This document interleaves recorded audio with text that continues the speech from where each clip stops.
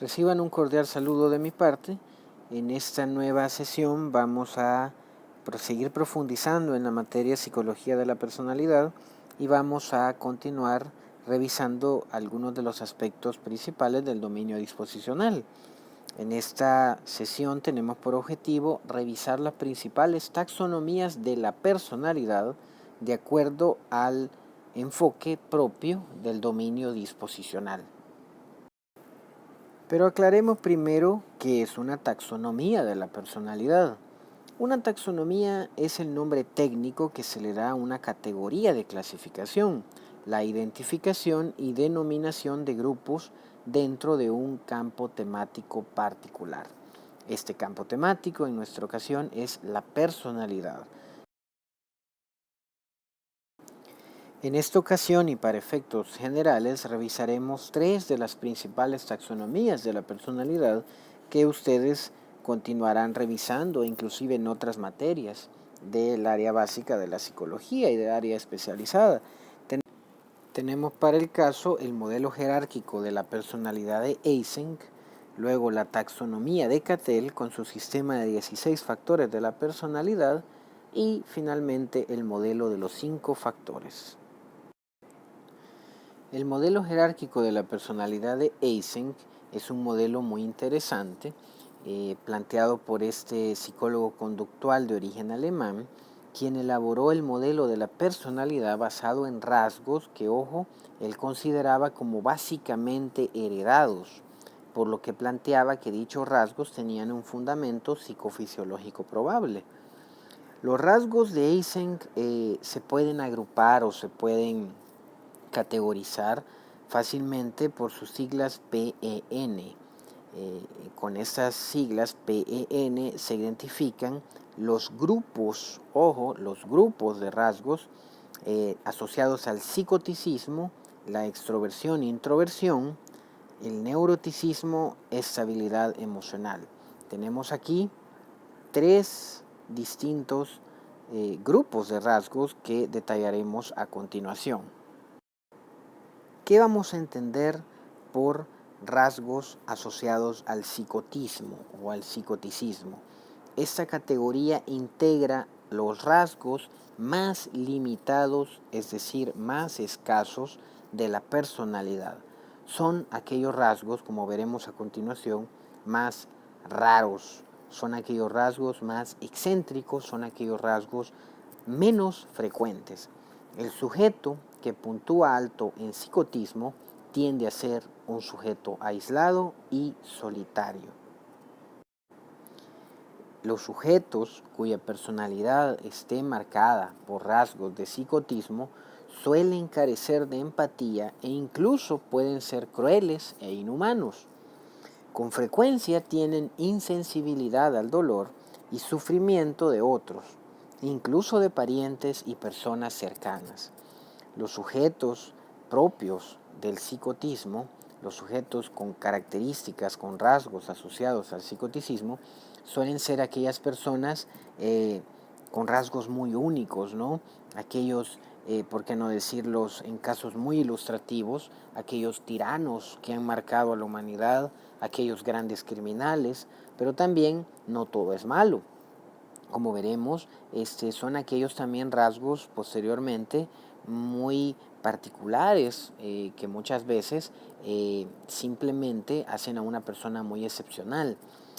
Vale aclarar en estos y en las siguientes clasificaciones que la psicología científica, y particularmente en estas categorías, no hace distinción de bueno o malo, no hace juicio de valor. La ciencia no hace juicio de valor. Simplemente son rasgos que están ahí y que se conjugarán con el resto de la personalidad para dar a un sujeto único, ¿no? Volviendo al psicoticismo, estos sujetos, incluso a nivel fisiológico, ojo, suelen ser personas con una insensibilidad al dolor bien marcada, ¿no? Individuos que incluso pueden hacerse laceraciones o mutilarse su piel o hacerse prácticas que podríamos considerar dolorosas e incluso lo muestran ellos con mucho orgullo, ¿no? Y son personas que suelen ser muy carentes de empatía, incluso de personas muy cercanas a ellos, sus propios padres, sus propios abuelos, se ven completamente insensibles de causarles un daño, ya sea físico o psicológico, con tal de obtener sus metas o sus fines. Son aquellos individuos que a veces vemos en las películas, ¿no? En aquellas películas clásicas como en La Naranja Mecánica, magistralmente dirigida por el ya fallecido director Stanley Kubrick, donde observamos pues la conducta de este ser antisocial como es Alex en la película y la relación particular que tiene él con su entorno, con sus compañeros, ¿no? Donde obviamente no tiene ningún reparo en cuestiones éticas, en cuestiones morales, ni detenerse a pensar en el sufrimiento de lo que observa o lo que él, mejor dicho, hace, ¿no? Y también sus conductas, como luego se ven en la película, muy excéntricas. También sobra decir los casos de terrorismo, ¿verdad? Los casos donde sujetos simplemente toman la justicia por sus manos o simplemente porque creen que esto es así, realizan acciones que atentan contra la sociedad. Nuevamente, recordemos la curva normal. Más allá de nuestra visión subjetiva de la vida, que incluso está matizado a veces por aspectos morales o religiosos, más allá de esto, la sociedad de alguna manera impone la norma, ¿verdad? De alguna manera impone qué es normal y qué no es normal.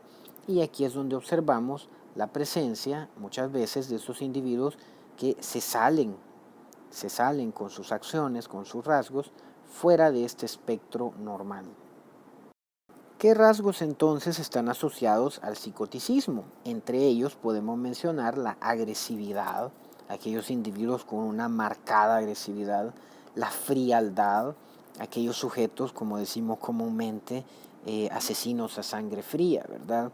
Que podrían parecer que no tienen ni siquiera remordimientos.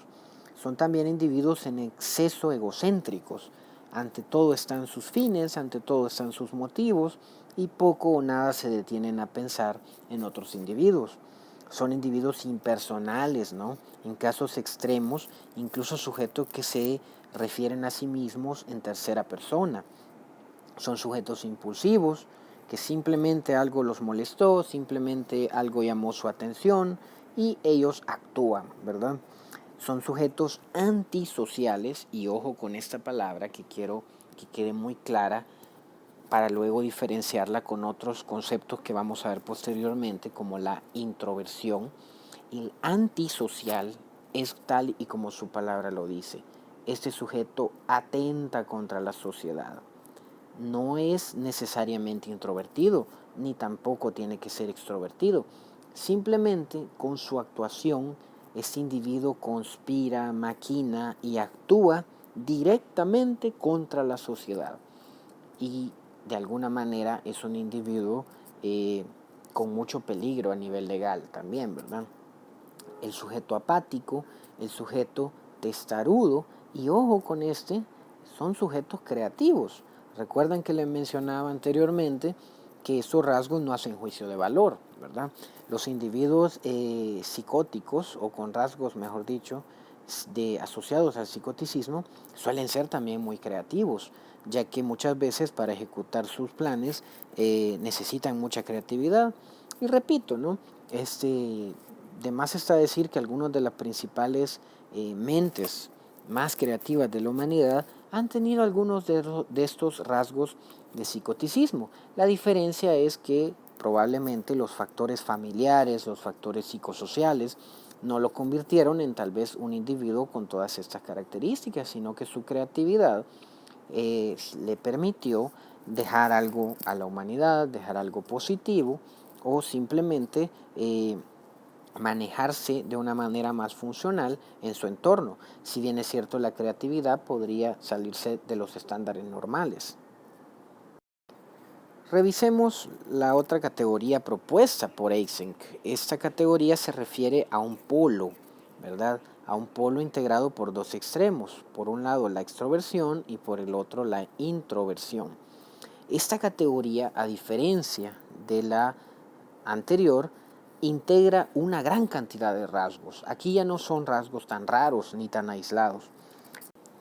La extroversión, por ejemplo, es común que a los extrovertidos les gusten las fiestas, tengan muchos amigos y requieran personas siempre a su alrededor, hablando, discutiendo, comentando. Estos individuos prefieren actividades que involucren siempre desplazarse, siempre ir a un lugar, siempre actividad o bien, ¿por qué no?, incluso un esfuerzo físico, ¿no?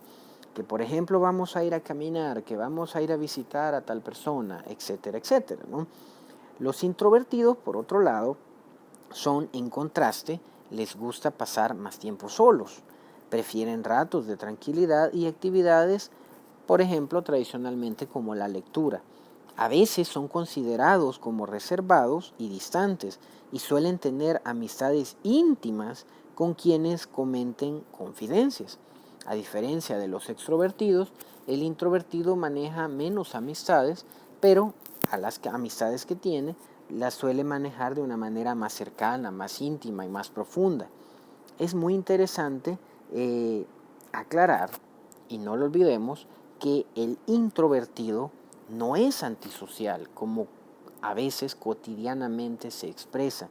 El introvertido en ningún momento, y lo aclaro, atenta contra la sociedad como lo hace el antisocial.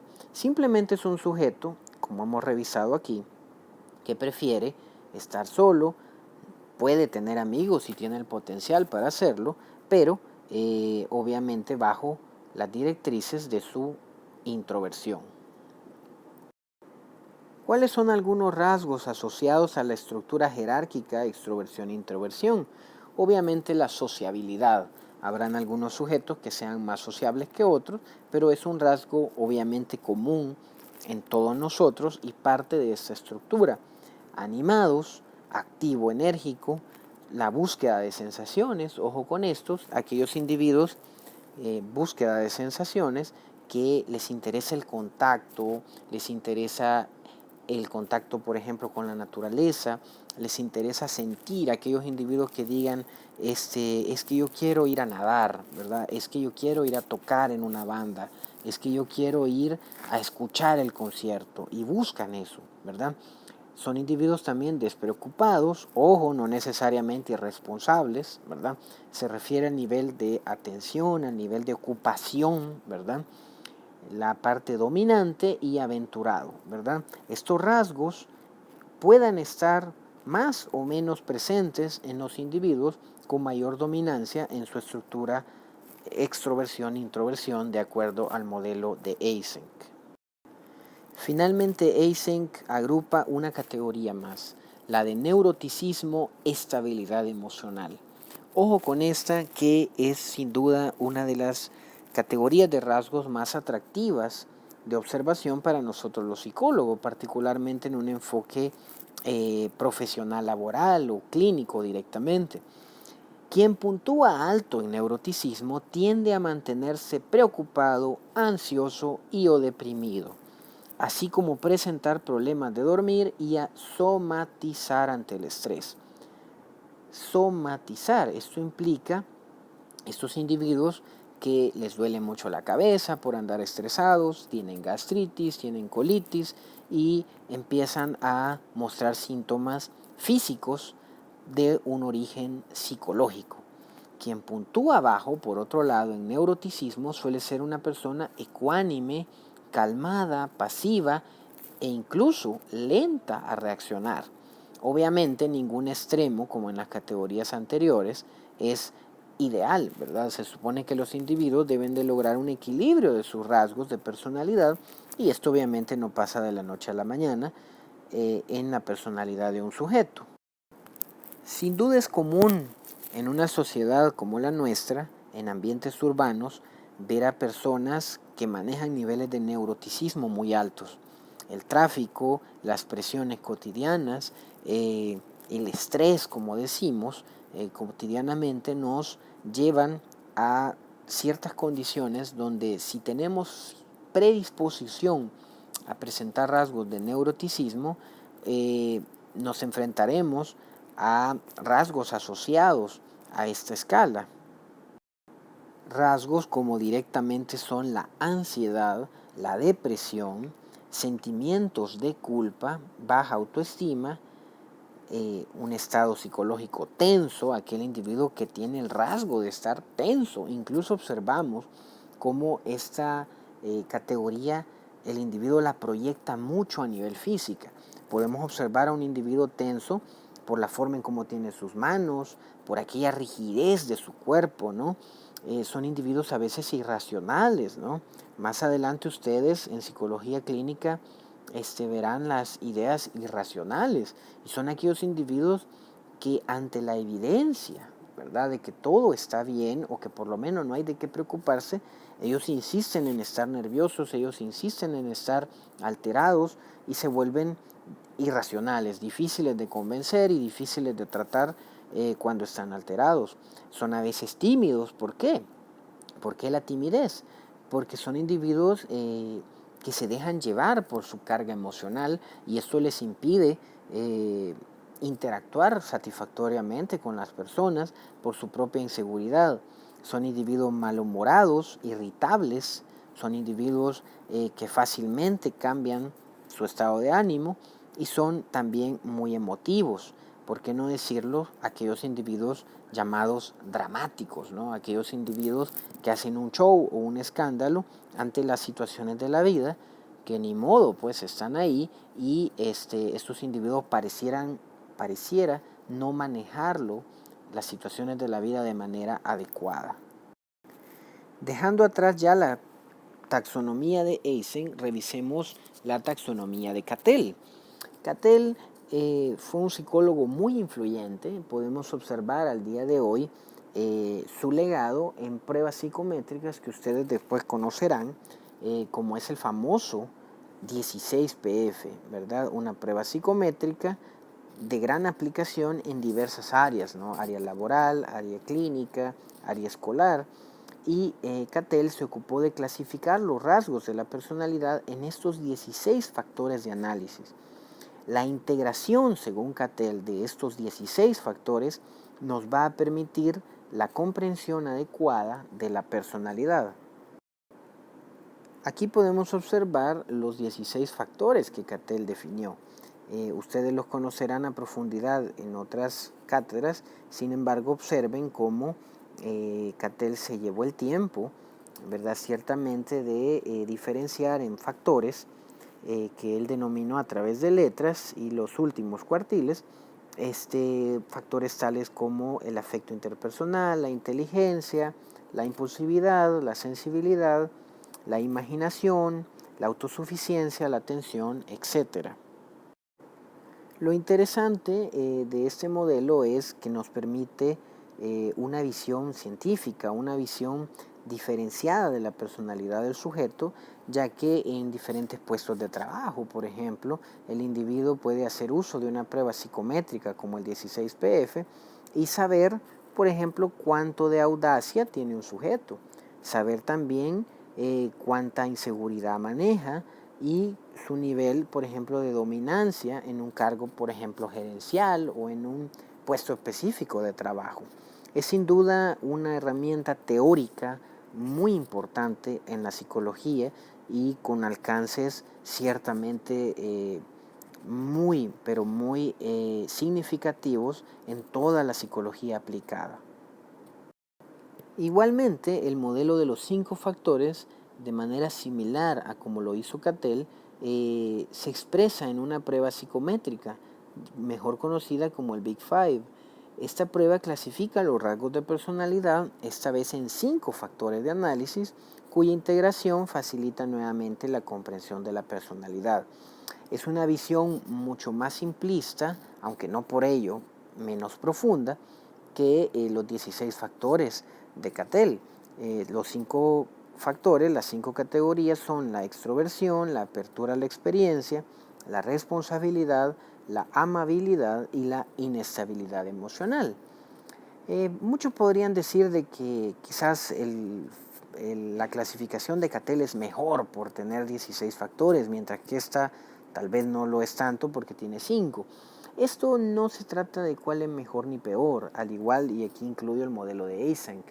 Esto ciertamente responde a los diferentes contextos de aplicación de la psicología. Ustedes verán en materias sucesivas cómo en ciertos modelos clínicos es mejor utilizar cierto modelo de categoría de rasgos, mientras que en otros contextos de intervención profesional probablemente utilicemos un modelo más simple, ¿no? Como puede ser el de los Big Five, o mejor dicho, en lugar de simple, un modelo más breve en cuanto a los rasgos y la manera en cómo los agrupa. Hemos revisado entonces las diferentes taxonomías de rasgos.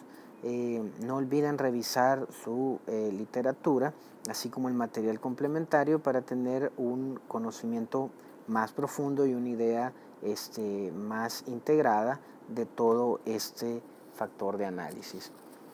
Tengan un cordial saludo y nos vemos en otra sesión.